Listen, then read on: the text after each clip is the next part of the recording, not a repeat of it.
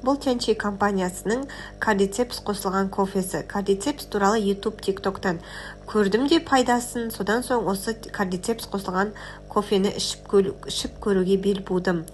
Бұл бір пачкада 12 штук болады екен, оны толықтай ішуге болады бір пачкасын, немесе 2 бөліп ішсеңізде өте қою болып шығады.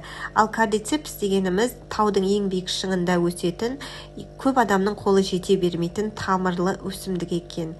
Бұл кардицепстің пайдасы жүрек, бүйрек, бауыр ауруларына өте пайдалы, және де қақырықты түсіреді кеудедегі, одан соң антибиотик ретінде пайдаланылады. Яғни антибиотик ішпей-ақ орнына осы кардицепсті немесе кардицепс қосылған кофені іше салуға болады. Бұны спортсмендер ішеді екен, негізі себебі шаршағанды басып, энергияны көбейтеді.